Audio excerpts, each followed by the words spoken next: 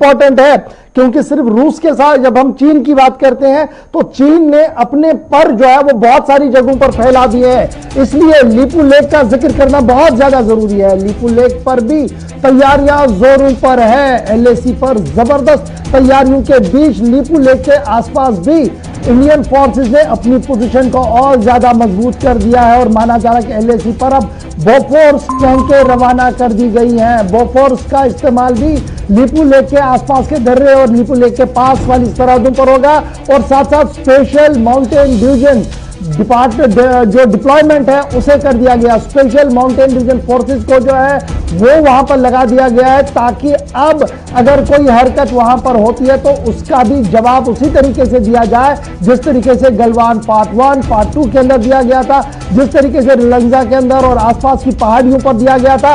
इसलिए ये दूसरा हाई अलर्ट है, ये भी काफी ज्यादा इंपॉर्टेंट है। कमांडर भूषण सर, आपके पास सीधे आऊंगा। ये जो लीपू लेक वाला एरिया है वहां पर तैयारियां काफी जोरों पर है, बोफोर्स तक वहां पर पहुंच दी गई है, लेकिन स्पेशल माउंटेन डिवीजन को लगाया गया है।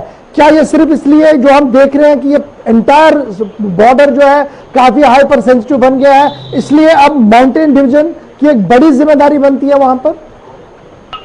बिल्कुल ठीक कहा आपने। फुल एलएसी पे हमको 200% अलर्टनेस चाहिए। क्यों? मैं फिर से कह रहा हूं, कहीं पे नजर कहीं पे निशाना। ये दिखा रहे हैं ले की तरफ लद्दाख लद्दाख में आ रहे हैं, पर करेंगे कुछ कहीं और वही हो रहा है, देख लिया। और क्यों? ये डेस्परेट हैं कि कुछ ना कुछ एक गेम दिखा दें और फिर नेगोशिएशन टेबल पे आ जाएं। ये इनकी पूरी चाल है और ये चाल हमने फॉइल की तो सीधा उसके बाद हम प्रॉपर एग्रीमेंट करना, प्रॉपर सब करना, जिसे कहते हैं ऊंट आया पहाड़ के नीचे वाली बात तब होगी। और इनकी बातों से कुछ मतलब नहीं है, ये बातें करते रहेंगे। टीपी त्यागी साहब, ये लीपू लेक दर्रा और स्पेशल माउंटेन डिवीजन के तैयारियां वहां पर, क्या वाकई तौर पर इतना ज्यादा खतरा वहां से भी?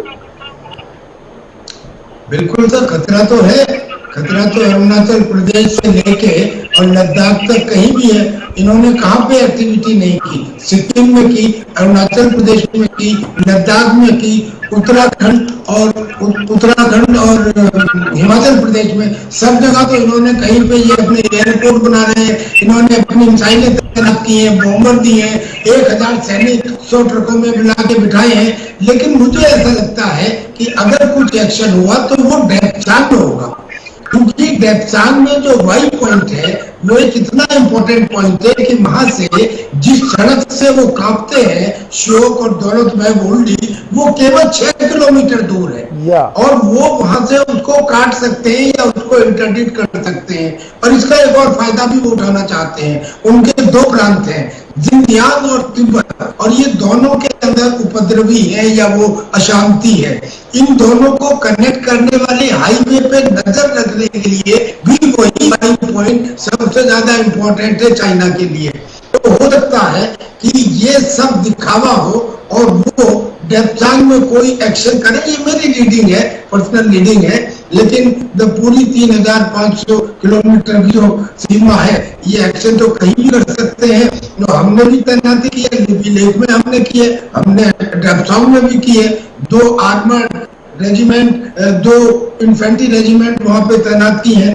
तो और माउंटेन डिवीजन के लोग हमने तैनात किए लीपू लेक में और लद्दाख में, आप देख ही रहे हैं।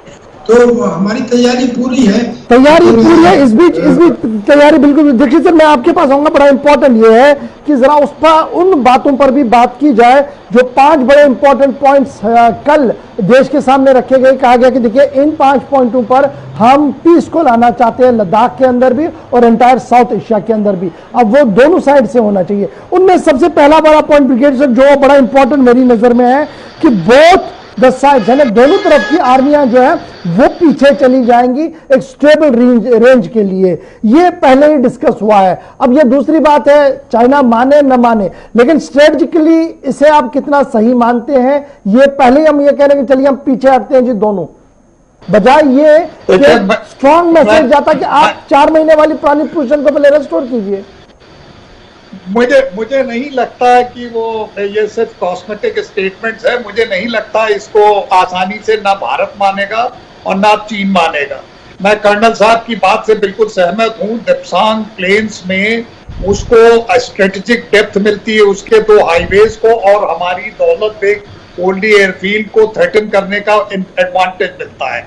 तो उतनी आसानी से वो खाली नहीं करेगा। गलवान से भी वो हमारी जो हाईवे है उसको इंटरडिक्ट करने का उसको एडवांटेज मिलता है।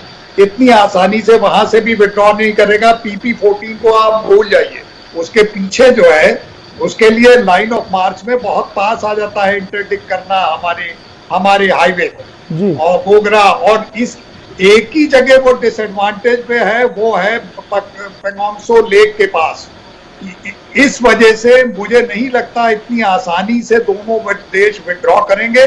और हम लोग, मेरा अपना विचार है कि हम लोग तो LC पार ही नहीं करी है, LAC। हम लोग तो अपने ही इलाका जो हेलमेट, ब्लैक रॉक, ये सब LAC जो है वो उसके साथ ही जाती है। तो हमने तो अपने ही एरिया को ऑक्यूपाई किया है, हमें विड्रॉ करने का सवाल ही नहीं पैदा आता। और लेकिन आपको ये नहीं भूलना चाहिए, हमेशा चाइना की पॉलिसी रही है उसकी, वो कहेगा कि देखिए